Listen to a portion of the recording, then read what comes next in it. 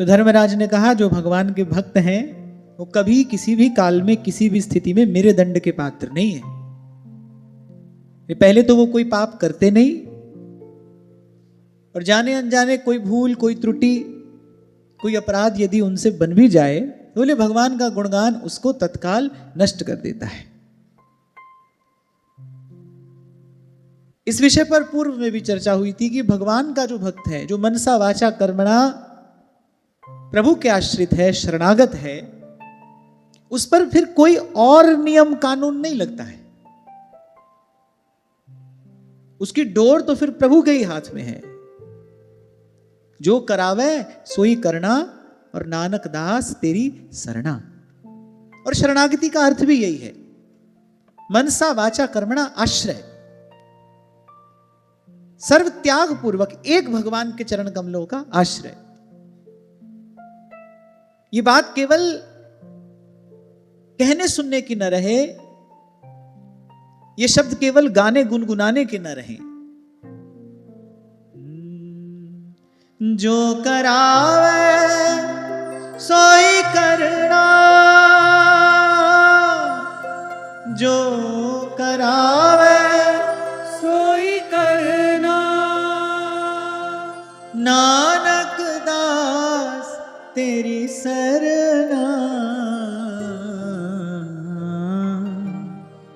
प्रभु डोरी हाथ तुम्हारे, प्रभु डोरी हाथ तुम्हारे, प्रभु डोरी हाथ तुम्हारे।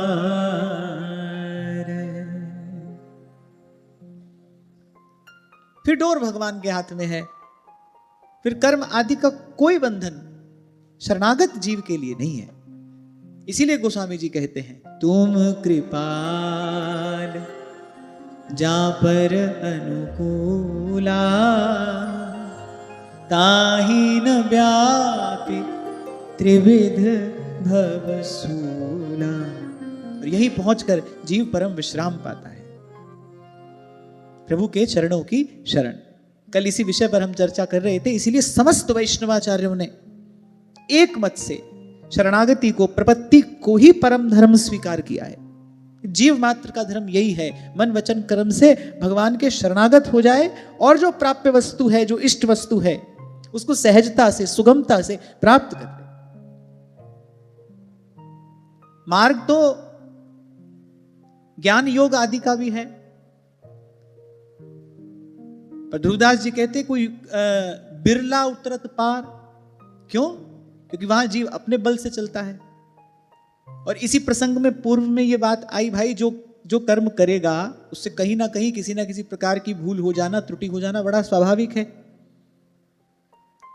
कल भी यही आपको निवेदन किया गया, क्योंकि जीव अपूर्ण है, उसकी सामर्थ्य, उसकी बुद्धि अपूर्ण है, उसका ज्ञान सदा ही अपूर्ण है। वो जो भी करेगा वो अपूर्ण नहीं होगा, और जो वो अपूर्ण करेगा उसमें भी कहीं ना कहीं कोई भूल, कोई त्रुटि प्रमादवश हो जाएगी, पूरा काम कभी बनेगा ही नहीं। और अपूर्ण से पूर्ण का अनुभव कैसे होगा? इसलिए भक्त मौज में रहता है। वो क्योंकि भक्ति में सबसे पहला भाव ही यही है, शरण में आया हूं प्रभु में, सर्व साधन शून्य हूं, आपकी शरण में आया हूं, अब जो करावे सो ही करना। फिर जिम्मेदारी भगवान लेते हैं। अब एक बात सोचो, जिस काम की जिम्मेदारी भगवान लेंगे उसको पूरा होने से कौन रोक सकता है? ये तो बड़ी सीधी सी बात है। जिस कार्य का दायित्व भगवान अपने ऊपर ले लें, उसको पूरा होने से, पूरा करने से कौन रोक सकता है? ध्यान रखना, हमारा किया कभी पूरा नहीं हो सकता, प्रभु का किया कभी अधूरा नहीं रह सकता। जीव का किया कभी पूरा नहीं होता।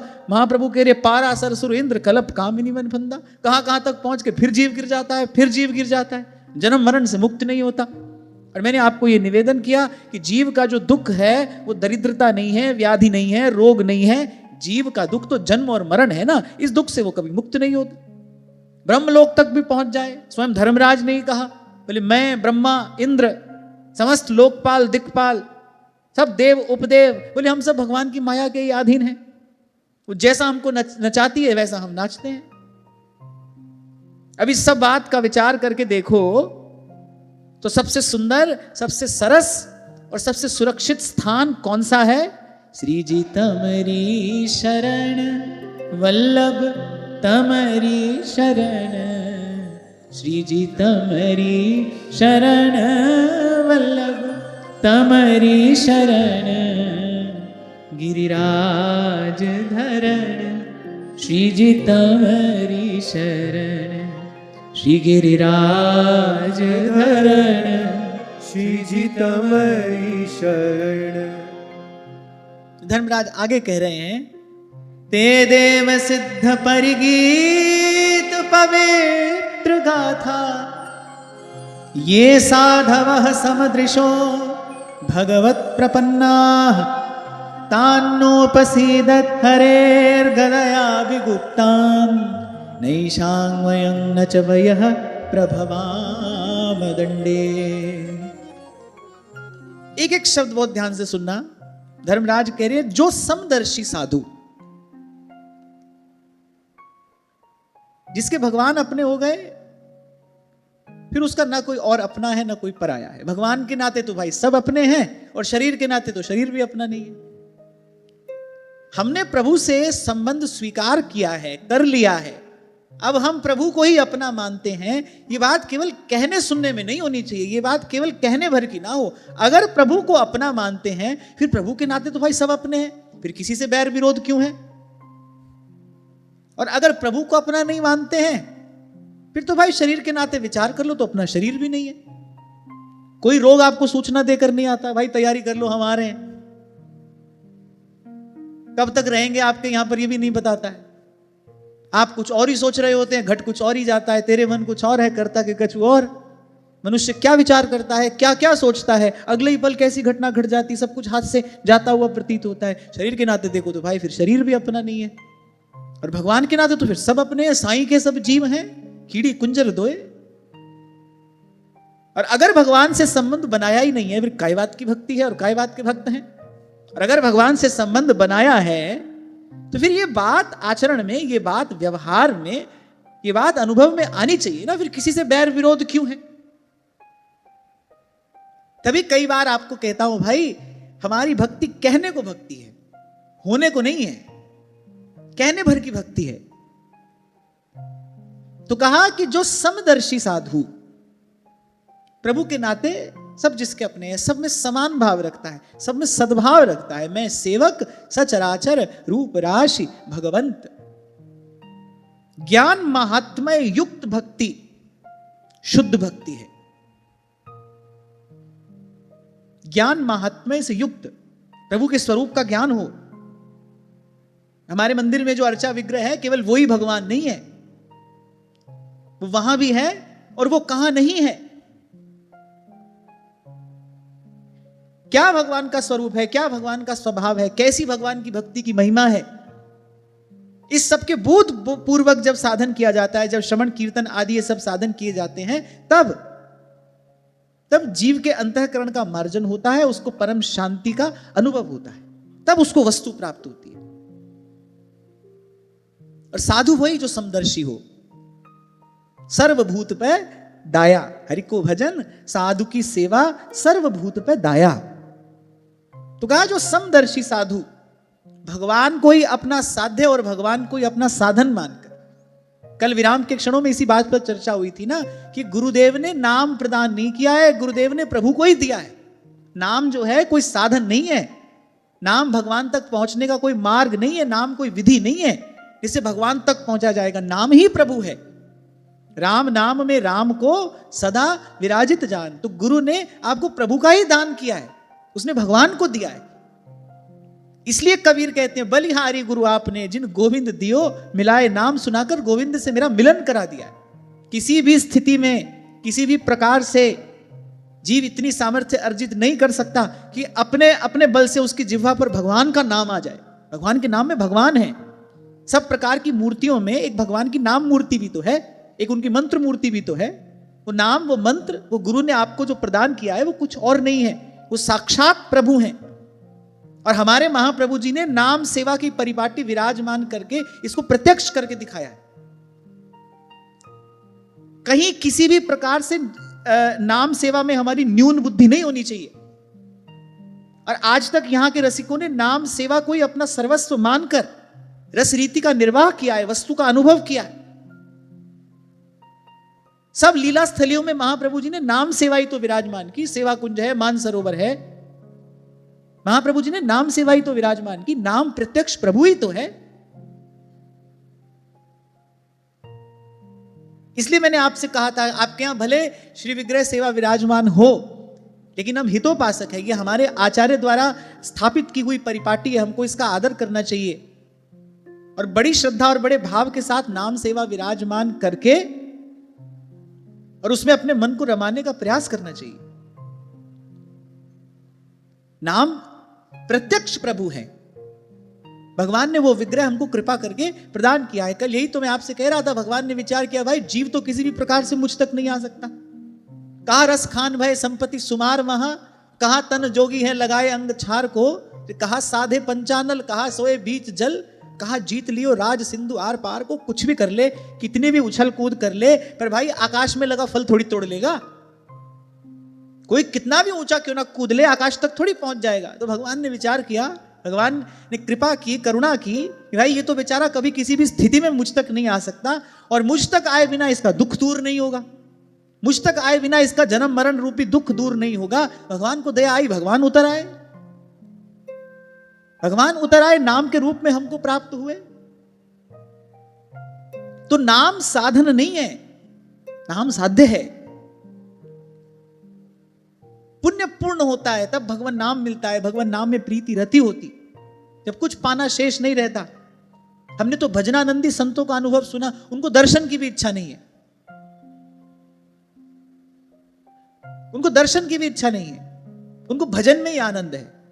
जो सुख पायो राम भजन में, सो सुख नाही अमीरी में, मन लागो मेरो यार फकीरी में। उनको भजन में ही सुख है, भजन में ही आनंद है। अरे बैकुंठ जा रहे हैं, भगवान का दर्शन ही तो होगा, भगवान के साथ उठेंगे बैठेंगे खाएंगे पिएंगे सब होगा ना। पर वो कह रहे जो सुख है सत्संग में तो बैकुंठ ना होए। तो ये जो नाम का भजन है, कीर्तन है, ये जो सत्संग सेवा सुमिरन हमको मिला है, ये कोई साधन मात्र नहीं है। इसको साधन समझना, इसकी अवज्ञा करना है, इसकी अवहेलना करना है। यही साधन भी है, यही साध्य भी है। तो कहा जो समदर्शी साधु भगवान को ही अपना साध्य और भगवान को ही अपना साधन दोनों समझकर उन पर निर्भर हैं। देखो भक्ति का जो प्राण है ना, वो यही है, भगवद आश्रय। श्रीमद् वल्लभाचार्य महाप्रभु बार बार यही बात कहते हैं, परवर्ती आचार्यों ने भी यही बात कही, सर्व त्याग पूर्वक भगवान का आश्रय। रैदास जी महाराज दोनों हाथ जोड़ जोड़ कर यही मांगते हैं, मन क्रम वचन तुम्हारी आशा। मैं अपना मन हरि सो जोरो,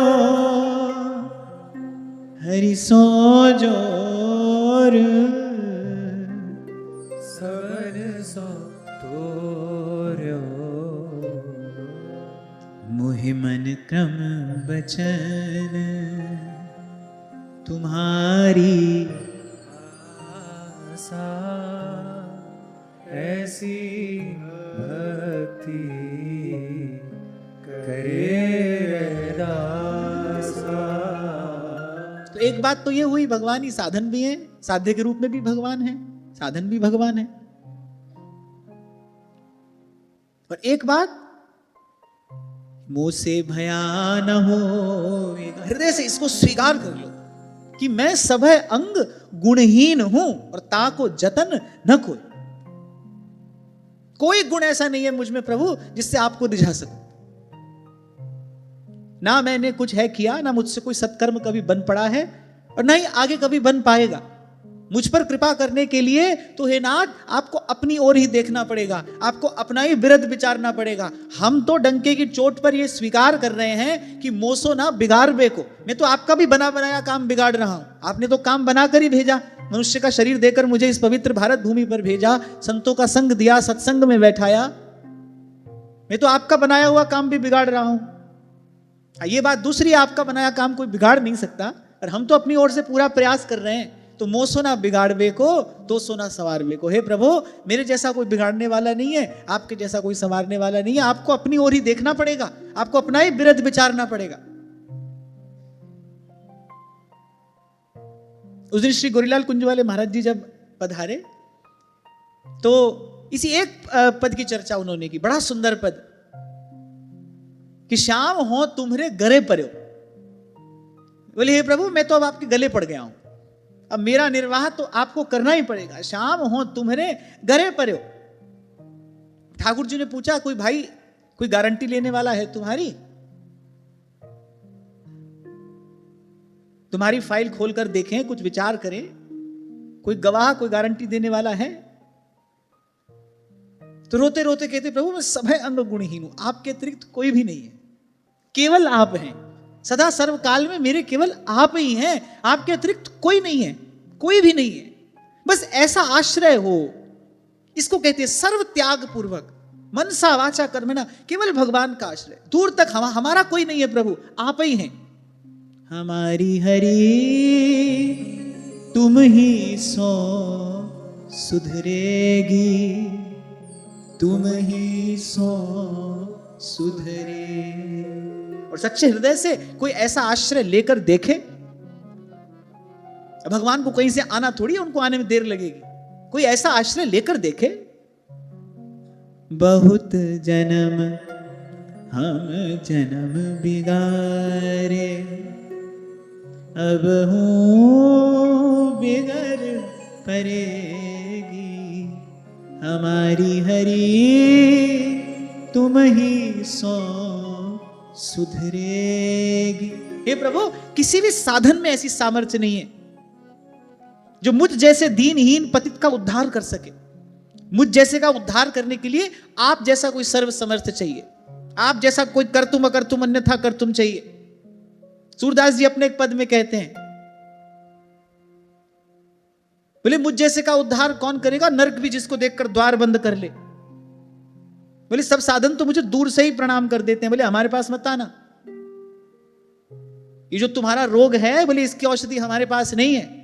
तो मुझ जैसे सर्व साधन शून्य का कल्याण तो हे सर्व समर्थ प्रभु आप ही कर सकते हो।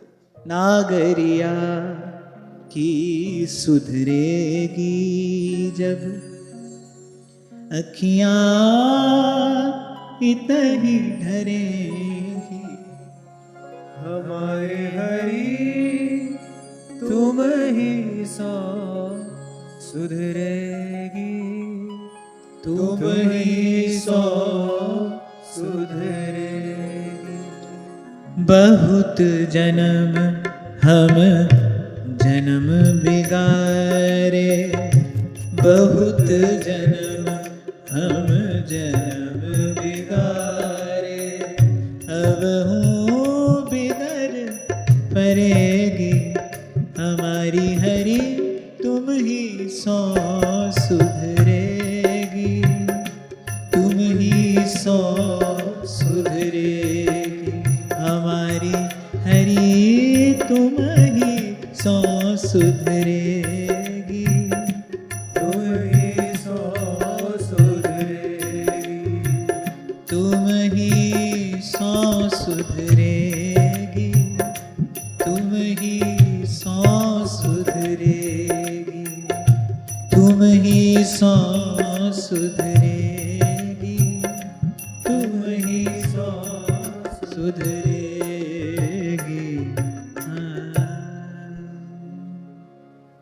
फिर ऐसा दैन्य भगवान को विवश करता है। और जब संत कह रहे ना तुम ही सो, अरे कोई विकल्प नहीं है प्रभु मेरे पास, अभी आपके हाथ में है, हम तो आपके द्वार पर आकर बैठ गए हैं। इसलिए महाराज कह रहे सब द्वारन को छाड़ के गयो तिहारो द्वार, बाह गहे की लाज ऐस गोविंद दास तुहार। हमारे प्रभु साधन भी आप हैं, साध्य भी आप हैं। और यहां धर्मराज कह रहे हैं जो इस प्रकार भगवान पर निर्भर हैं, निर्भर। अच्छा एक बात मैं यहां कहूं कि ऐसी निर्भरता जैसा भजन कराती है वैसा कोई और साधन करा ही नहीं सकता। जो इस प्रकार निर्भर है ना भाई, वो भजन के अतिरिक्त और कुछ करता ही नहीं, उससे भजन के अतिरिक्त और कुछ होता ही नहीं, वो इस प्रकार भगवान पर निर्भर है। कहा ना मैंने आपसे कि जो काम भगवान बनाना चाहे उसको कौन बिगाड़ सकता है? कौन मिटाए उसे जिसको राखे पिया। अब भगवान चाहे आप भजन करो, आप कुछ और कैसे कर लोगे? तो जो प्रभु पर निर्भर है, सर्वथा निर्भर है, ईमानदारी से, कहीं दूर तक किसी का आश्रय नहीं, वो तो भजन के अतिरिक्त और कुछ करेगा ही नहीं। और यहां धर्मराज कहते ऐसे ऐसे प्रभु पर सर्वथा निर्भर भक्तों की महिमा क्या है? कह रहे बड़े बड़े देवता और सिद्ध उनके पावन चरित्रों का प्रेम से गान करते हैं, वो देवताओं के द्वारा पूजित हैं, वो सुरमुनि वंदित हो जाते हैं, तो इस प्रकार भगवान पर आश्रित भक्त हैं। कितने उपाय किए हिरण्यकश्यपु ने, प्रहलाद जी कहते हैं भाई मारने वाले के हाथ 2 हैं, बचाने वाले के हाथ 1000 हैं, अपना हरि है 1000 हाथ वाला।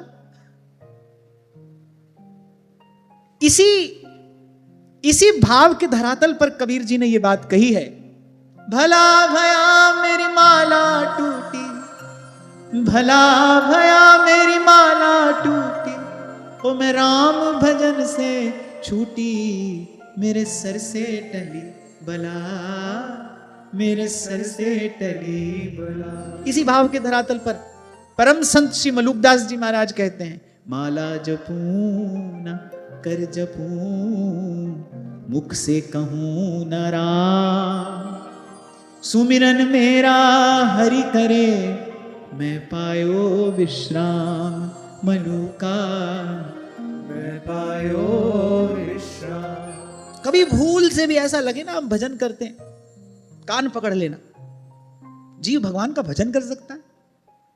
तुलसीदास जी कह रहे कहां तू कहां वृंदा विपिन। आहा, महाप्रभु जी की वाणी का एक बार चिंतन करो कि ये जो जिह्वा पर आपका नाम आ रहा है, महिमा एश वृंदावन सी, तो वृंदावन की महिमा है। क्वासौ राधा निगम पदवी दूरगा, आगम निगम जिसका स्पर्श नहीं कर पाते। कुत्र चासौ कृष्णस्तस्याः कुछ कमलयोर अंतर रैकांत वासा। कहां हम तुच्छ पतित अधम, सदा निंदित गर्हित कर्म करने वाले, सदा पापमय चिंतन में लिप्त रहने वाले, हम आपका भजन करेंगे? हमसे आपका भजन हो पाएगा?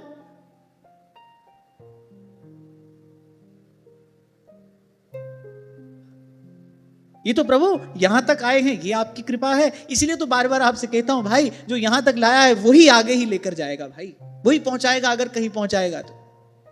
मुंह से भयान होगा साहिब करता लेत लेत है आप ही, पलटू पलटू शोर, पलटू पलटू शोर।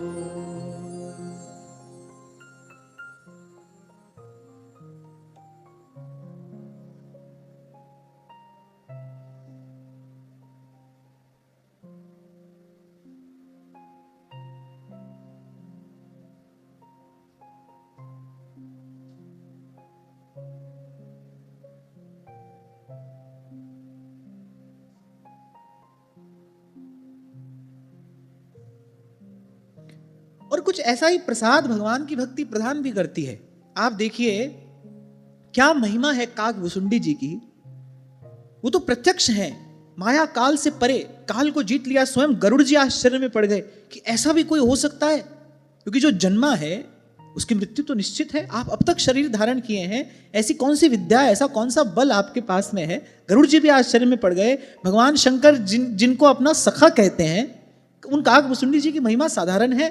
लेकिन जब गरुड़ जी को कथा सुनाई तो गरुड़ जी को कहते हैं आप मेरी ओर देखिए, मैं सब अंगों से गुणहीन, क्या किसी भी प्रकार से योग्य हूं? बोले ये तो भगवान ने, उनका स्वभाव ऐसा है, भगवान ने मेरी महिमा बढ़ाने के लिए आपको मेरे पास में भेज दिया। उन्होंने कहा गरुड़ जी आपको किसी भी प्रकार से कभी मोह नहीं हो सकता, आप तो विशुद्ध ज्ञान का स्वरूप हैं, आप भगवान के वाहन हैं, अब आप तो भगवान को धारण करने वाले हैं, क्या आपको भी कभी किसी प्रकार से मोह हो सकता है? आज धन्य मैं धन्य अति। काग भुसुंडी क्या कह रहे हैं? अरे एक बात ध्यान रखना, सत्य स्वरूप प्रभु जिनके हृदय में विराजमान होते हैं वो कभी मिथ्या भाषण नहीं करते। हम लोग तो झूठा मूठा ही कहते रहते हैं, नहीं नहीं हम तो कुछ नहीं है, हम तो दीनहीन हैं। भीतर भीतर अहंकार हिलोरे ले रहा होता है, दैन्य भी दंभ है। पर भगवान के भक्त ऐसे नहीं होते, उनका तो एक एक शब्द ब्रह्म ही है। वो काक भुसुंडी कह रहे हैं, आज धन्य मैं धन्य अति यद्यपि सब विधिहीन, निज जन जाने राम मोहे संत समागम दीन, संत समागम दीन। तो धर्मराज ने कहा, अरे ऐसे भगवान के भक्त जो मन वचन कर्म से प्रभु के ही हैं, जिनके रोम रोम में, जिनके प्रत्येक भाव में, जिनकी प्रत्येक श्वास में, जिनके प्रत्येक चिंतन में प्रभु के नाम रूप लीला के अतिरिक्त और कुछ भी नहीं है। अरे अरे बड़े बड़े देवता, बड़े बड़े सिद्ध उनके पावन चरित्रों का गान करके पवित्र होते हैं। तीनों लोगों का मंगल करने वाले ऐसे भगवान के भक्त हैं। और धर्मराज ने कहा कि भगवान की जो गदा है, कौमोद की गदा है, बोले वो सदा उनकी रक्षा करती रहती है। बोले आगे से कभी भूल कर भी उनके पास मत चले जाना। यहां धर्मराज कह रहे हैं, बोले भूल कर भी फटक मत जाना कहीं उनके पास। और निर्णय देते हुए धर्मराज कहते हैं, भगवान के भक्तों को दंड देने की सामर्थ्य ना तो हम में है और ना साक्षात काल में। जो तेरे रंग राते स्वामी, जन्म मरण दुख नासा तिनका, जन्म मरण दुख नासा, तेरी बख्शना मिटे कोई, तेरी बख्शना मिटे कोई, सतगुरु का दिलासा मेरे राम राय, तू संता का संत तेरे। तानानयध्वमसतो विमुखान् मुकुन्द, पादारविन्दमकरन्दरसादजस्रम्, निष्किञ्चनैः परमहंसकुलैरसज्ञैर्जुष्टाद्गृहे निरयवर्त्मनि बद्धतृष्णा। बड़े बड़े परमहंस उस दिव्य अनिर्वचनीय रस के लोभ से, बोले संपूर्ण जगत शरीर आदि से अपनी अहमता ममता हटाकर, यहां धर्मराज एक प्रकार से ये बता रहे, अगर भजन के रस का आस्वादन करना है तो बोले क्या विधि है। बोले शरीर संसार से अपनी सारी अहमता ममता हटाकर, और सबसे महत्वपूर्ण बात बोले अकिंचन होकर, छोटे होकर। बड़ा न जाने पाए हैं साहिब के दरबार, बड़ा न जाने पाए हैं साहिब के दरबार। पूरे द्वारे ही पे लागी है सहजो मोटी मार। ब्रह्मा शिव भी ब्रह्मा शिव होकर लीला में प्रवेश नहीं कर सकते। ब्रह्मा को ब्रह्मत्व और शिव को शिवत्व छोड़ना पड़ता है लीला में प्रवेश करने के लिए। इसी बात से तो रुष्ट हो गए थे श्री महाप्रभु जी। अरे तू वृंदावन में बड़ा आदमी बन के आता है, नाहरमल जी से कहा। सेवा के कार्य को किसी और से कराने के लिए कह रहा है, तू वृंदावन में बड़ा आदमी बनकर आता है, निष्किंचनों की भूमि है। यहां का जो स्वामी है वो सेवक बन के रहता है। बैठो पलोटत राधिका पायन, वो अपनी सारी प्रभुता सारा ऐश्वर्य छोड़कर इन कुंज गलियों में श्री प्रिया जी के चरण चिन्हों का अन्वेषण करता, उन चरण चिन्हों को खोजता, उन चरणों की धूलि को अपने मस्तक पर लगाता डोलता है, और तू यहां पर बड़ा आदमी बनकर आता है। तभी कबीर कहते हैं, हारे को तो हरि मिले जीता जम के द्वार। और छोटा भी कितना छोटा, सेवक जी कह रहे तृणते नीच अपन पुक है, तृणादपि सुनीचेन तरोरपि सहिष्णुना। तृणादपि सुनीचेन, सब हमसे बड़े हैं भाई, सब हमसे बड़े हैं, सब हमसे ज्यादा ज्ञानी हैं, सब हमसे अधिक बुद्धिमान हैं। तभी कुछ दिन पहले आपसे कह रहा था, मैं बहुत संभल कर आता हूं, कहीं एक क्षण के लिए भी मेरे मन में यह भाव ना आने पाए कि मैं आपको उपदेश दे रहा हूं। ना बाबा ना, हमसे सब बड़े हैं। शुरू शुरू में ऐसा लगता था, हम दे रहे हैं उपदेश, हम सिखा रहे हैं, हम पढ़ा रहे हैं। फिर जब वृंदावन धाम में आकर पढ़े तो धाम की महिमा तो यही है, रज छाणे रज पाई, रज पाए रज जाए। वृंदावन धाम की जो रज है उसकी महिमा आश्चर्यमयी है। फिर धाम की कृपा से, संतों की कृपा से थोड़ा ये समझ में आया, भाई अगर भजन का रस पीना है, अगर भजनानंद लेना है, फिर रास्ता ये नहीं है। हम तो उल्टे रास्ते जा रहे थे।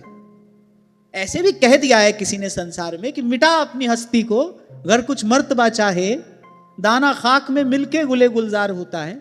इतनी बात तो यहां भी समझ आ जाती है किसी को। तो हमको एक बात समझ में आ गई, भाई महाराज बनकर ये रस नहीं पिया जा सकता है। जब व्यास जी वृंदावन आए, श्री महाप्रभु जी के शरणागत हो गए। अब देखो 52 राजाओं के गुरु हैं, ओरछा नरेश के राजगुरु हैं, सकल शास्त्र निष्णात हैं, सब प्रकार की विद्याओं से संपन्न हैं, वेद पुराण में पारंगत हैं, सब कुछ है। पर जब वृंदावन आए, जब वृंदावन की रज पाई, जब वृंदावन का रस पाया, तो व्यास जी अपनी वाणी में ही कहते, बोले अब व्यास ही बांभन जिन गिनो। अरे भाई हम ब्राह्मण नहीं है, अब हमारा परिचय क्या है? बोले हरि भक्तन के दास। ये रस तो इसी प्रकार पाया जा सकता है। तब ये बात थोड़ी समझ में आई, भाई हम तो गलत रास्ते जा रहे थे। फिर यू टर्न लिया वहां से। ये श्री जी की बड़ी कृपा हुई, नहीं तो कभी कभी तो ऐसा होता है, आदमी हाईवे पर गाड़ी दौड़ाता ही चला जाता है और बड़ी देर तक यू टर्न होता ही नहीं। होता है ना ऐसे। श्री जी ने बड़ी कृपा की, हमको समय पर यू टर्न दिला दिया। तो गलत रास्ते जा रहे थे। भजन का आनंद पाने का मार्ग वो नहीं है भाई। यहां तो बड़े हुए और मरे। अच्छा, और संसार आपको क्या देगा बड़प्पन के अलावा? झूठी बढ़ाई करेगा, लोग बढ़ाई दे दे हाकत, आप ऐसे आप ऐसे आप वैसे।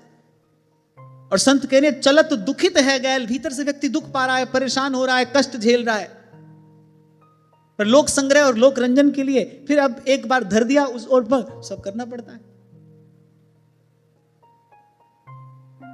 रोम रोम कृतज्ञता से भी भर उठता है। और कभी कभी एक क्षण के लिए भी अगर विचार करूं तो थोड़ा सा भय भी लगता है कि एक भी निर्णय अगर ऐसा वैसा ले लिया होता तो आज जीवन कहां पहुंच गया होता। तभी उसके गुण उपकार का पा सकूं नहीं पार। सच में भगवान पल पल संभाल करते हैं, और भगवान ही संभाले तो जीव संभलता है भाई, अपने बल अपनी बुद्धि से नहीं संभलता है। तभी बात समझ में आई कि बड़ा होकर ये रस नहीं पाया जा सकता। ऊंचा ऊंचे आसन पर बैठकर भजन का आनंद नहीं मिलता। और सब रसिकों ने अपने आचरण से इसको प्रकट प्रत्यक्ष करके दिखाया है। कभी कभी भूल से भी मेरे मन में यह भाव ना आ जाए कि मैं आपको उपदेश दे रहा हूं। नहीं नहीं, उपदेश नहीं दे रहा हूं। आप और मैं मिलकर, आप हमको कीर्तन का अवसर देते हो, आपका बड़ा बड़ा धन्यवाद है। इसीलिए आते जाते आपके हृदय में बैठे प्रभु को प्रणाम करता हूं। आपकी कृपा से हमको ये कीर्तन का अवसर मिल रहा है। आपकी रूप में प्रभु ऐसे ही हम पर कृपा करते रहें, और इस जीवन में इन श्वासों से ये भगवत गुणानुवाद होता रहे। तो भगवान का गुण गा रहे हैं। नाम ध्याए महासुख पाया, हरि गुण गाए मेरा मन सितलाया। गुरुपुरै वजी वधाई, नानक जिता भिखाड़ा जी जंत सब तेरा, जीव पिंड सब तेरा, और कहो नानक सब तेरी वड्याई, कोई नाम न जाने मेरा। हाँ, ये प्रभु के गुणानुवाद की महिमा है भाई। वो सबसे बड़े हैं, उनका गुण गाने वाला सहज में ही बड़ा हो जाता है। ये प्रभु के गुणगान की महिमा है। तो यहां धर्मराज एक प्रकार से भजन रस के आस्वादन की विधि बता रहे। अगर भजन का रस पाना है, नाम रस अगर पीना है, तो कह रहे कि शरीर आदि से अपनी अहमता ममता हटाकर, सब प्रकार के वैर विरोध का त्याग करके, और कहा कि अकिंचन होकर वे भगवान मुकुंद के पादारविंद का मकरंद रस पान करते रहते हैं।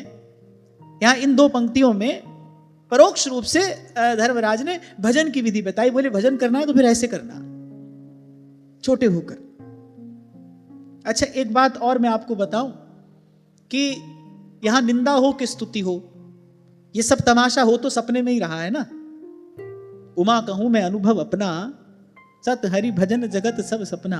तो महादेव का अनुभव है, इसको तो कौन जुटलाएगा भाई। मति मारी गई होगी जिसकी, वही इस बात में संशय करेगा। जिसकी बुद्धि जड़ होगी वही इस पर प्रश्न चिन्ह लगाएगा। जो तीनों लोगों के गुरु हैं वो ये बात कह रहे हैं, सत हरि भजन जगत सब सपना। यहां निंदा हो रही है कि स्तुति हो रही है, मान हो रहा है कि अपमान हो रहा है, हो तो भाई सब सपने में ही रहा है ना, क्या उसको मन देना। और थोड़ा सा अगर भाव की दृष्टि से विचार करोगे तो स्तुति होगी तो बल्कि भगवान से दूर जाने का भय है, बड़ी प्रशंसा होगी तो भगवान से दूर जाने का भय है। निंदा होगी, अपमान होगा, यहां प्रतिकूलता रहेगी, संसार ठोकर मारेगा। फिर जीव जब सब ओर से असफल होता है, निराश होता है, फिर जाता है भगवान के पास।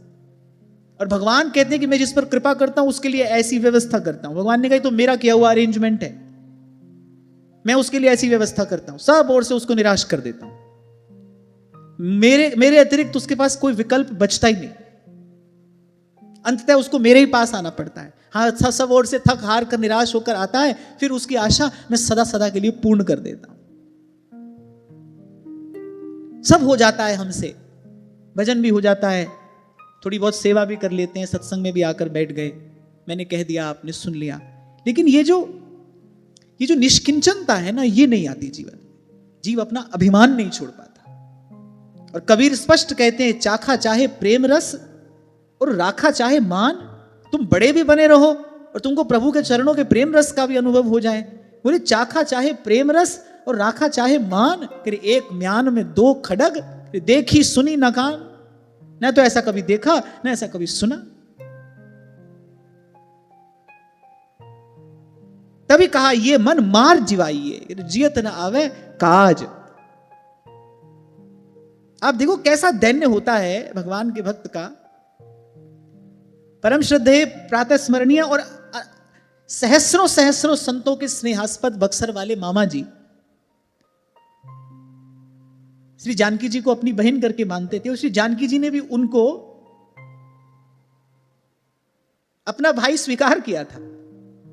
वृंदावन से जा रहे थे, जैसे ट्रेन में बैठे तो उनके ऊपर वाली सीट पर कोई और व्यक्ति बैठे होंगे।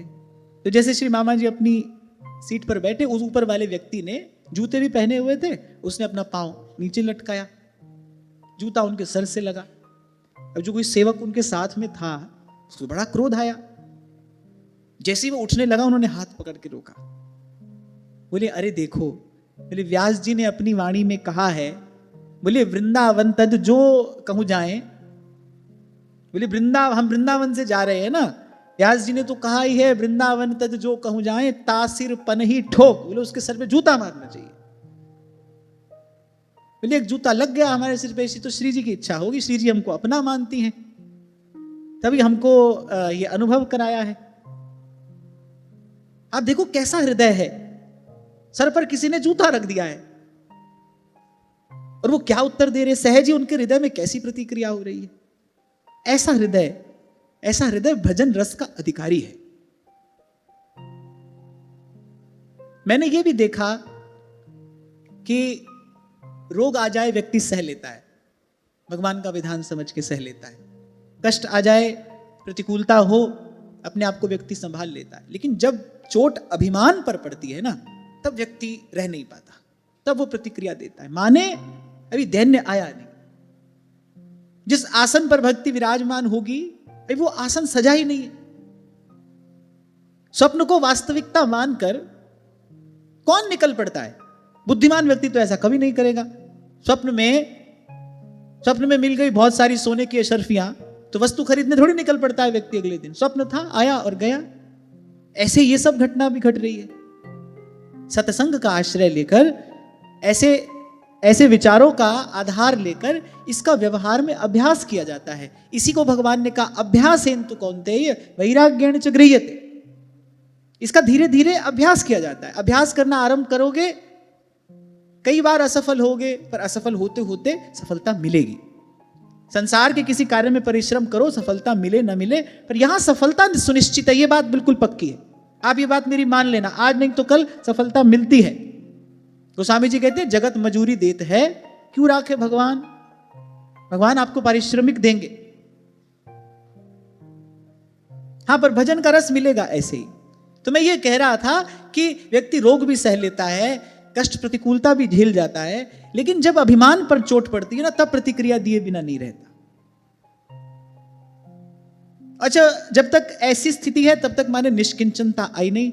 और आगे भगवान अपने श्रीमुख से कह रहे हैं, बोले हम भी निष्किंचन है और हमसे प्यार करने वाले भी निष्किंचन होते हैं।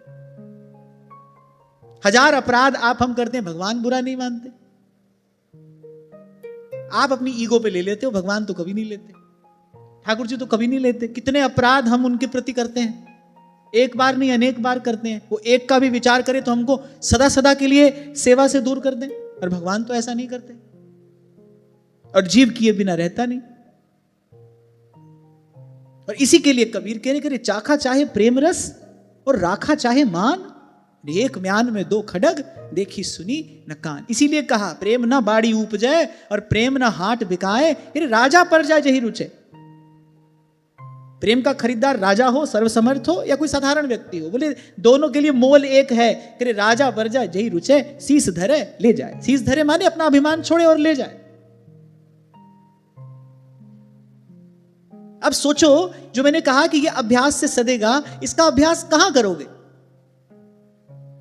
मंदिर में बैठकर करोगे? वहां तो इसका अभ्यास होगा नहीं। इसका अभ्यास कहां करना पड़ेगा? इसका अभ्यास व्यवहार में करना पड़ेगा। कैसे करना पड़ेगा? जब कोई करेगा आपका अपमान बिना ही कारण, नहीं आपका कोई दोष, किसी ने आपका अपमान कर दिया, आप समर्थ हो, आप उत्तर दे सकते हो, पर आप नहीं दे रहे। आप नहीं दे रहे। आप प्रतिकार कर सकते हो, पर आप नहीं कर रहे। यहां से आप आरंभ करोगे, लेकिन मन में हलचल होगी, पर भाई सत्संग में सुना था इसलिए नहीं करना। पहली स्थिति यही होगी कि भाई सुना था सत्संग में तो ऐसा हमको नहीं करना, लेकिन मन में हलचल होगी, मन में रोष होगा, मन में खेद होगा, मन उद्विग्न होगा। पहले पहले ऐसा ही होगा, लेकिन सत्संग के प्रति निष्ठा रखोगे, संत सदगुरु के वचनों के प्रति निष्ठा रखोगे, फिर भगवान कृपा करेंगे। क्योंकि अंततः तो भाई जीव का कल्याण भगवान की कृपा से होता है ना। फिर भगवान कृपा करते हैं कि भाई ये वस्तुतः ईमानदारी से सत्पात्र बनने के लिए प्रयास कर रहा है, आदि मध्य अवसान में है तो भगवान की ही कृपा, उसके अतिरिक्त और कुछ नहीं है। फिर भगवान देखते हैं हाँ भाई ये ईमानदारी से प्रयास कर रहा है, सह रहा है, ये हमारे लिए सह रहा है, फिर भगवान उस जीव को संभाल लेते हैं। और फिर से कह रहा हूं, तुम कृपान जहां पर अनुकूला, ताहि न व्यापी त्रिविध भव सूला। एक और छोटा सा अनुभव अपना कह रहा हूं। किसी ने कुछ कहा, आपने बदले में कहा, तो इससे कोई आप सुखी थोड़ी हो गए। आपका भी मन उसी अग्नि में जलेगा जिसमें उसका जल रहा था। एक बार आप क्षमा करके देखो, एक बार आप अनसुना अनदेखा करके देखो, एक विचित्र सा संतोष आपके हृदय में होगा, उसको सुख कहते हैं। सुख पाने का रास्ता तो यही है। इसलिए मैंने कहा ये तो श्री जी की बड़ी कृपा हुई, हमको यू टर्न लेने का अवसर मिल गया, तो कहीं और ही जा रहे थे हम। वो रास्ता तो पता नहीं कहां ले जाता है। और बुल्ले शाह कहते हैं, चिताते हैं, बोले बुल्ले शाह पता ता लगसी ये चिड़ी फंसी हाथ बाजा। संसार बैठा देता है ना जिनको सोने के सिंहासन पर, सत्य कभी कभी उनको मिट्टी का तमगा भी नहीं देता। सत्य कुछ और होता है। हाँ, पर जैसा मैंने कहा, मैं फिर कह रहा हूं, आदि में, मध्य में, अवसान में है भगवान की कृपा। भगवान की कृपा, तुम्हारी कृपा पाव कोई कोई। तो धर्मराज ने कहा कि जो ऐसे भगवान के भक्त हैं, जो अहमता ममता शून्य होकर और निरंतर भगवान के चरणारविंद के रस का पान करते हैं, जो भगवान के चरण कमलों के भ्रमर हैं, नाम रूप लीला धाम में ही जिनकी गति मति स्थिर है, स्थित है, बोले उनके पास कभी भूल कर भी मत जाना। हां, फिर आगे कहा, लेकिन जो दुष्ट उस दिव्य रस से विमुख हैं। और यहां एक बात कही गई है, मुझे ज्यों की त्यों कहनी पड़ेगी क्योंकि अगर किसी शास्त्र की चर्चा की जा रही हो तो उसको यथावत कहना ये कहने वाले का दायित्व होता है। तो कहा कि जो दुष्ट उस दिव्य रस से विमुख हैं और घर गृहस्थी की तृष्णा रूप नर्क के दरवाजे पर खड़े हैं, बोझा बांधकर उसको ढो रहे हैं, बोले उन्हीं को बार बार मेरे पास मिलाया करो। ये जो तृष्णा है, व्यास जी ने इसका उपाय बताया, बोले कृष्ण शरण गए तृष्णा जयी है। इसलिए मैंने आपसे कहा था, जिसको संसार का व्यक्ति उत्सव का कारण समझता है, यहां सत्पुरुष तो उसकी निंदा करते हैं, बोले वो तो घोर द्वंद्व में डालने वाला है, कभी भूल कर भी उस ओर आंख उठाकर नहीं देखना चाहिए। उस दिन हम यही बात तो कर रहे थे कि संसार में कब उत्सव होता है, बालक हो जाए, ब्याह हो, कितनी धमा चौकड़ी, गाजा बाजा, बैंड बाजा सब होता है, जैसे पता नहीं क्या हो रहा हो। और यहां जो सतमार्ग है, जो सत्पुरुष हैं, वो कह रहे अरे, यहां स्वयं धर्मराज क्या कह रहे हैं, बोले सब क्या है, बोले तो नरक का द्वार है। काम क्रोध मद लोभ सब नाथ नरक के पंथ। और भाई भगवान की माया कितनी प्रबल है, और इसका प्राबल्य तो अपनी आंख से देखा जा सकता है, हर दिन देख सकते हो। इतना सब कुछ कहने सुनने के बाद भी भाई मन को तो जहां जाना है तो वहीं जाता है, जो करना है सो ही करता है।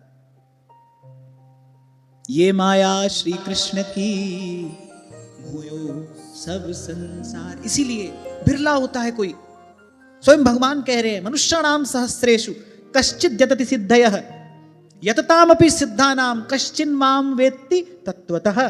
कोई बिरला होता है, बच पाता है जो इससे, नहीं तो दो पाटन के बीच में और साबत बचा न कोई।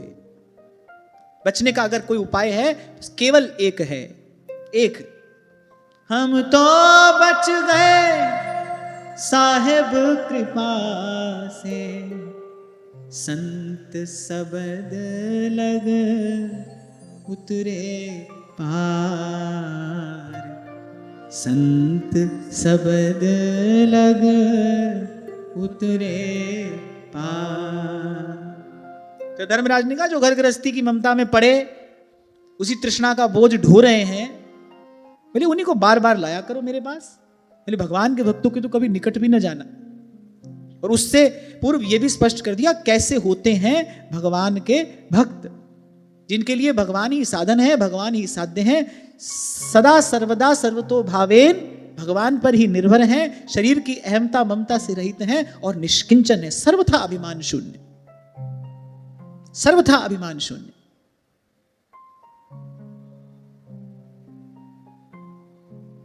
बड़ा साधन है तितिक्षा, तरु समसहनशीलता हुए। छोटा सा प्रसंग है, बड़ा मार्मिक है, छू गया था जब पहली बार मैंने सुना था। कोई बैठा ध्यान कर रहा था वृक्ष के नीचे, कुछ बालक खेल रहे थे, खेल खेल में किसी बालक ने कंकड़ फेंका, वो ध्यान करने वाले को लगा, एकदम रोष में भर गया, नेत्र लाल हो गए, श्राप देने को उद्यत हो गया। ऐसी खेलते हुए एक बालक ने कहा कि अरे बाबा तुझसे अच्छा तो ये वृक्ष है, इसको कंकर मारते हैं तो ये फल देता है, तुझे जरा सा कंकर लगा, तू हमको श्राप देने चला है, अरे तुझसे अच्छा तो ये वृक्ष है, इसको कंकर मारते हैं, हमको मीठा फल देता है। इसलिए उपमा दी गई है वृक्ष की, तरु सम सहनशीलता होए, परम उदार कहे सबको। ऐसे हृदय में तीन लोक के नाथ अपना आसन लगाते हैं, ऐसे हृदय को भगवान अपना मंदिर बनाते हैं। और भगवान स्वयं कहते हैं कहीं मिलूं ना मिलूं, और ऐसे भक्तों के हृदय में सदा सर्वदा रहता हूं, एक क्षण के लिए भी उनको छोड़कर कहीं नहीं जाता।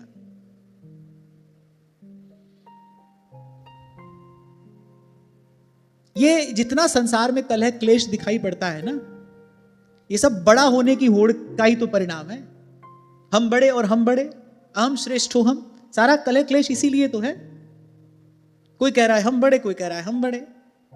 अच्छा मैं कहता हूं हम बड़े भी कहो, पर दूसरे को छोटा तो मत कहो। व्यक्ति दूसरे को छोटा करके आप बड़ा होना चाहता है। ये जितनी नकारात्मकता है, जितना कलह क्लेश है, इसके मूल में क्या है?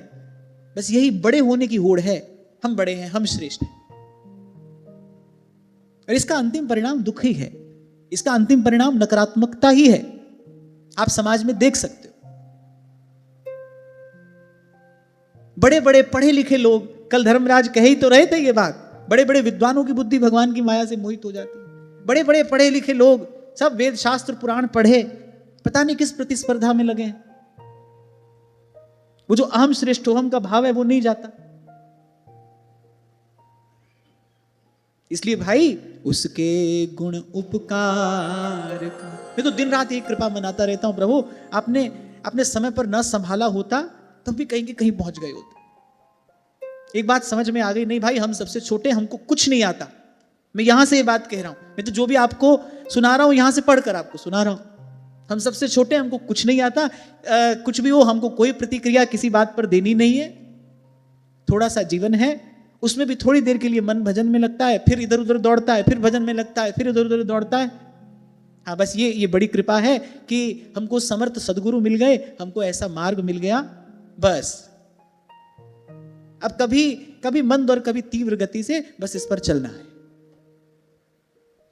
ए ही तेरो काज है। और ये बात मैं आपको एक साधक के रूप में बड़ी विनम्रता पूर्वक निवेदन कर रहा हूं कि जितना अपने मन को समेटे रखने का प्रयास करोगे उतने सुखी रहोगे, उतने सुखी रहोगे आप। बस यही प्रयास करना, मन बिखरने ना पाए। और मैं आपको सत्य सत्य सत्य कह रहा हूं, सुखपूर्वक जीवन व्यतीत करने के लिए बड़े थोड़े की आवश्यकता है, अधिक ही विषय है। बहुलता, अधिकता, यही जीवन का विषय है। सुख शांति के लिए तो बड़े थोड़े की आवश्यकता है।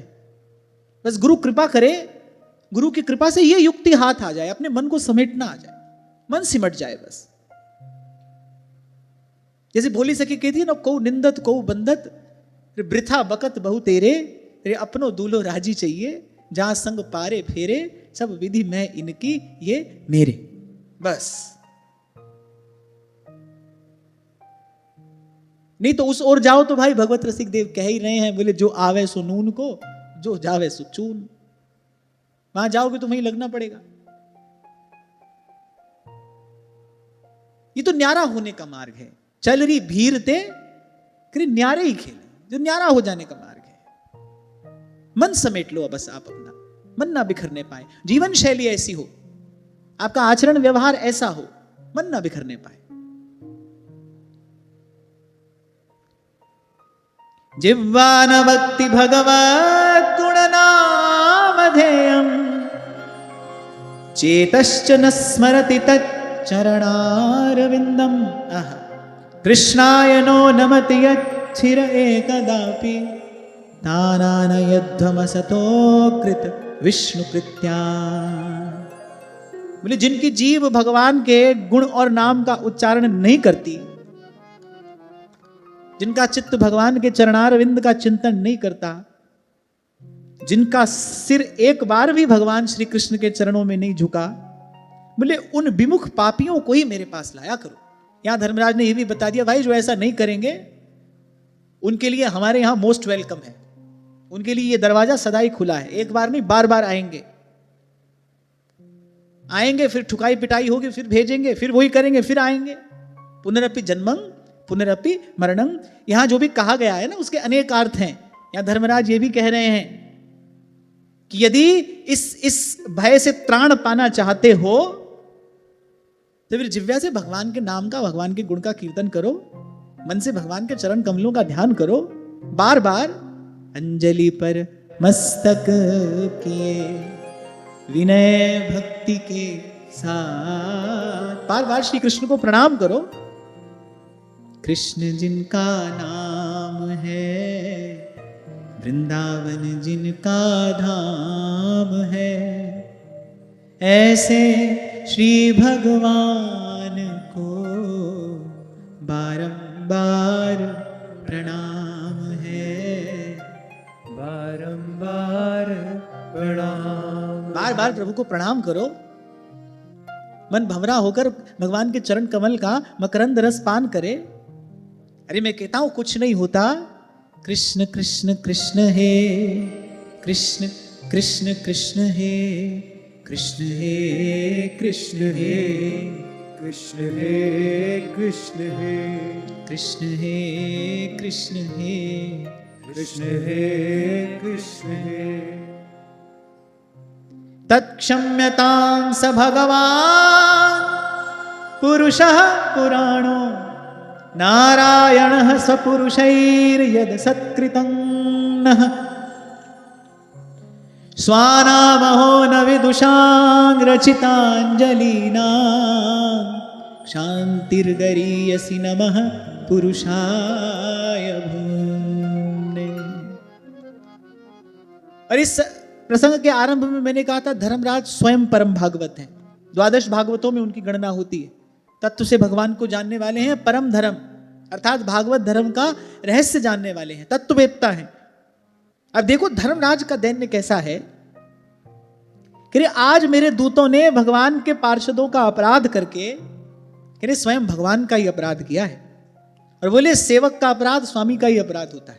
स्वामी यदि सही प्रकार से शिक्षण देता, सेवक अपराध कैसे करता? तो बोले सेवक का अपराध स्वामी का अपराध है। मेरे दूतों ने भगवान के पार्षदों का तिरस्कार करके भगवान का ही अपराध किया है। और ये अपराध वस्तुतः मेरे दूतों ने नहीं, मैंने ही किया है। पुराण पुरुष भगवान नारायण हम लोगों का ये अपराध क्षमा करें। जो भागवत धर्म को जानने वाले हैं, भगवान को तत्व से जानते हैं, वो क्या कह रहे हैं? बोले हम अज्ञानी हैं। धर्मराज ये बात कह रहे हैं, हम अज्ञानी हैं। आप देखो स्वयं धर्मराज अपने आप को अज्ञानी कह रहे हैं और 4 किताब पढ़ के अपने ज्ञान का डंका पीटने वाले आपको संसार में कितने मिल जाएंगे? 4 पुस्तक अधिक पढ़ ली, अपने मुख से अपने आप को ज्ञानी घोषित करते हैं, सिद्ध घोषित करते हैं। हम ज्ञानी हैं, हम सिद्ध हैं, हमसे अधिक कौन जानता होगा? आप देखो स्वयं धर्मराज सेवकों से भूल हुई है, भगवान के पार्षदों का कुछ अपराध हो गया, अरे भले भगवान का ही अपराध हो गया, और ये अपराध भी सेवकों से नहीं हमसे ही हो गया। पर कह रहे प्रभु हम अज्ञानी हैं, पर हैं तो आपके ना। कैसा दैन्य धर्मराज का है। बोले प्रभु हम अज्ञानी होने पर भी हैं तो आपके ही। या धर्मराज कह रहे हैं हम अज्ञानी होने पर भी हैं उनके निज जन, और कह रहे हैं उनकी एक आज्ञा पालन करने के लिए अंजलि बांधकर सदा उत्सुक रहते हैं। हम तो सदा इस प्रतीक्षा में रहते हैं कभी भगवान कृपा करके हमको कोई सेवा प्रदान कर दे, कभी भगवान की हम पर कृपा हो जाए। धर्मराज कह रहे हैं उनको हम जैसे सेवकों की आवश्यकता क्या है? जिनकी मात्र कृपा दृष्टि से सकल विश्व को पलते देखा, उनको हम जैसे सेवकों की आवश्यकता क्या है? हम तो करबद्ध न तो शिर, अंजलि बांधे, हम तो इस प्रतीक्षा में खड़े रहते हैं कभी भगवान कृपा करे, कभी उनका हम जैसे तुच्छ सेवकों पर, दासों पर अनुग्रह हो जाए, हमको वो कोई सेवा प्रदान कर दे। हम तो उत्सुक रहते हैं। बोले वो परम महिमावंत हैं, अकारण करुणावरणालय हैं, सदाई दयालु हैं, कृपालु हैं। क्षमा उनका स्वभाव है, क्षमा उनका सहज स्वभाव है। मैं तो बस यही कहता हूं कि जो अपराध मेरे सेवकों द्वारा नहीं वस्तुतः मेरे द्वारा ही बन पड़ा है, पहले बस भगवान इसको क्षमा कर दे। हम अपना अपराध भी दूसरे के सिर डालते हैं, नहीं हमसे नहीं हुआ, इसके कारण हुआ, इस कारण हो गया, उस कारण हो गया, हम तो ठीक ही कर रहे थे, हम तो ठीक ही करना चाहते थे, हमसे गलती कैसे हो सकती है? और यहां अपराध दूतों से हुआ है। और अपराध भी क्या हुआ है? वो तो स्वामी की आज्ञा पालन करके उस अजामिल को लेने के लिए गए थे। आचरण तो उसका पाप पूर्ण था ही ना, ले तो उसको वहीं जाया जाना चाहिए था, वो तो स्वामी की आज्ञा पालन करने के लिए गए थे। इतनी सी चेष्टा को भी धर्मराज अपराध करके गिन रहे हैं। ऐसा होता है सेवक का स्वरूप, ऐसा होता है भक्त का स्वभाव, ऐसे हृदय से भगवान की भक्ति होती।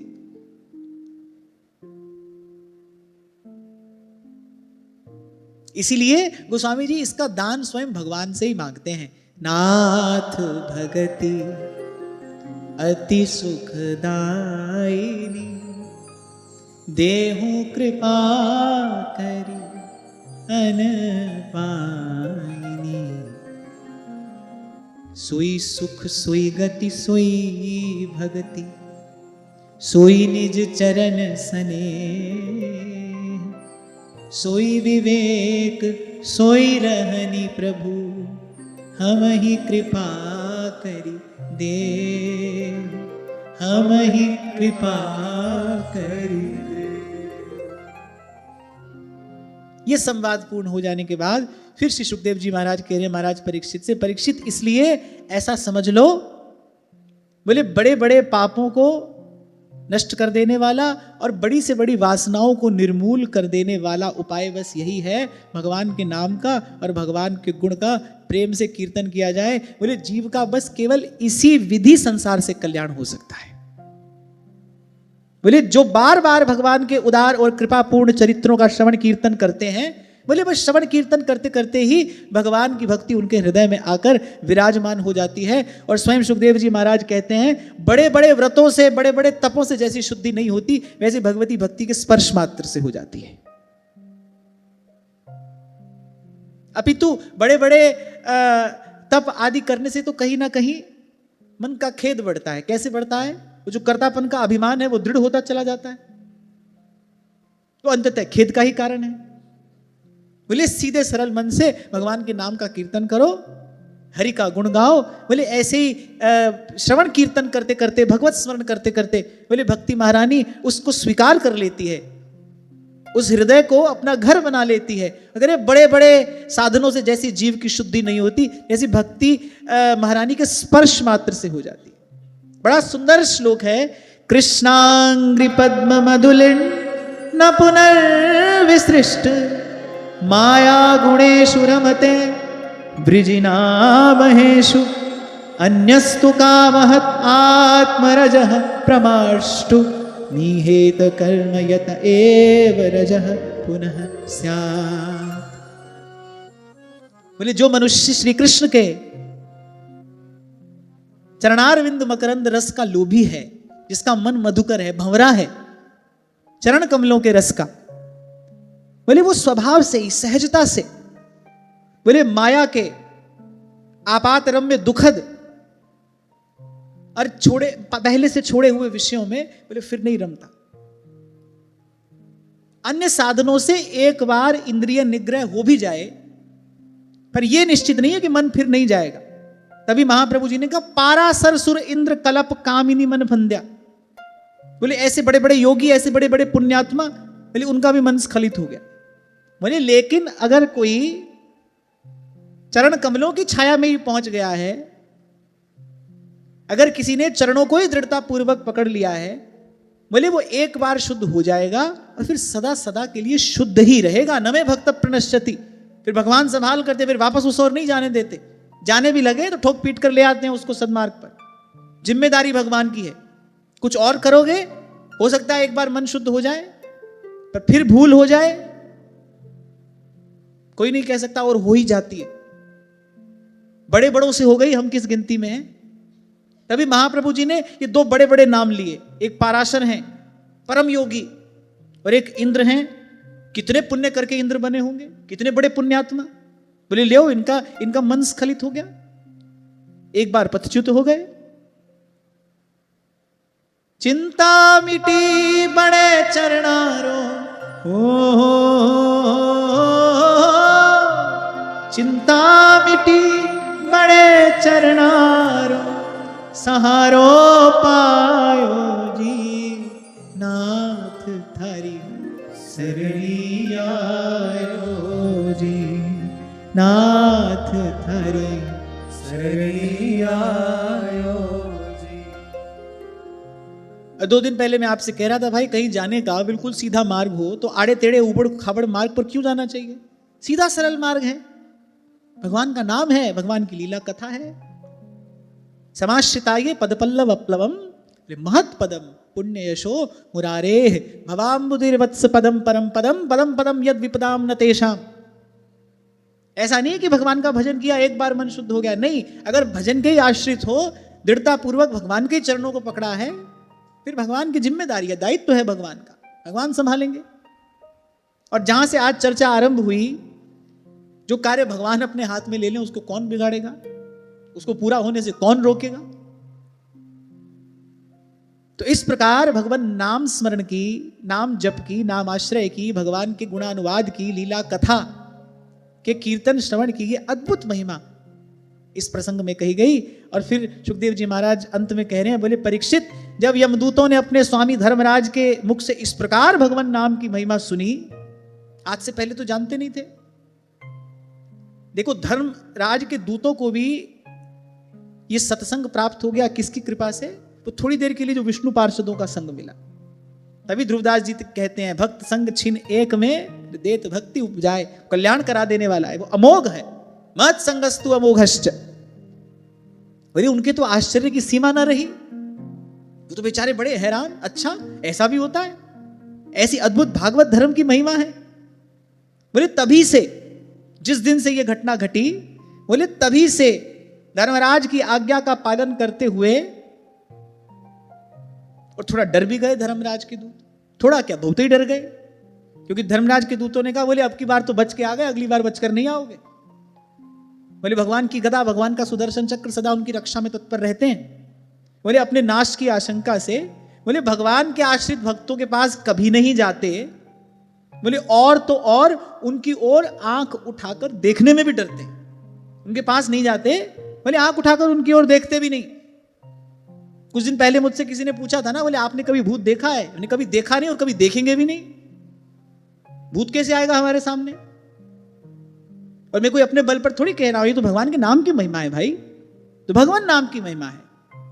जिसदा साहिब डाढ़ा होए, तिसको मार न सके को।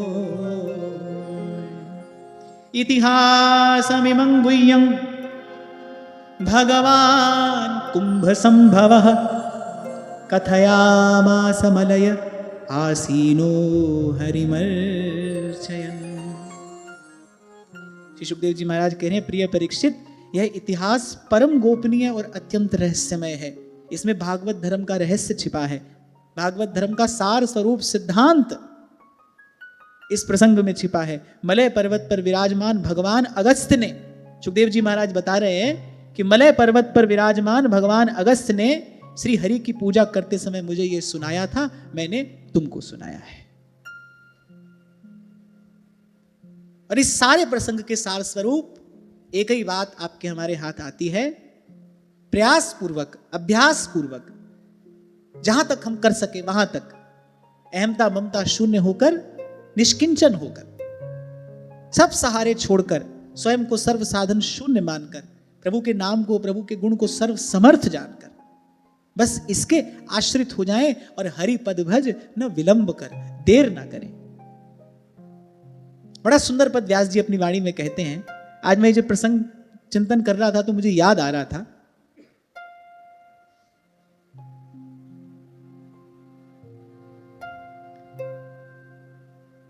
मेरो श्याम सनेही गाइए, मेरो श्याम सनेही गाइए, वृंदावन को चंद्रमा, वृंदावन को चंद्रमा, राधापति गति जो पाइए, मेरो श्याम सनेही गाइए, मेरो श्याम सनेही गाइए, मेरो श्याम सनेही गाइए, मेरो श्याम सनेही गाइए, वृंदावन को चंद्रमा, वृंदावन को चंद्रमा, राधापति गति जो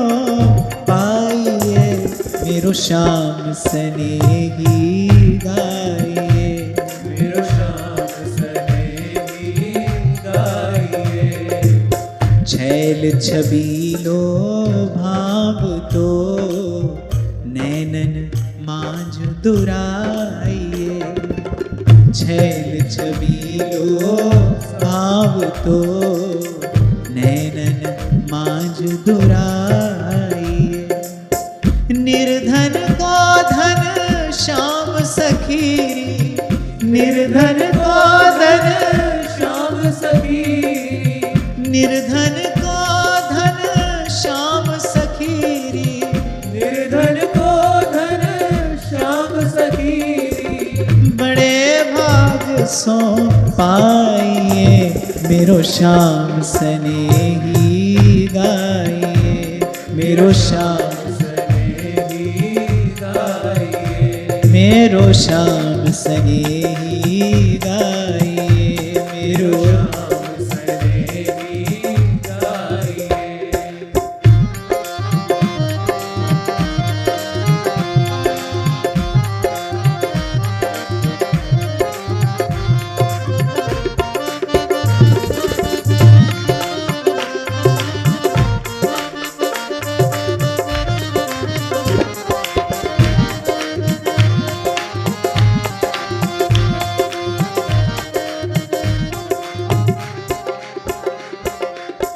अंग अंग सब रंग भर्यो, मुख देखत ताप बुझाइए। अंग अंग सब रंग भर्यो, मुख देखत ताप बुझाइए। व्यास जी कहते अरे अरे श्याम सुंदर से मिलो ना, जिससे मिलके कभी बिछड़ना नहीं होता।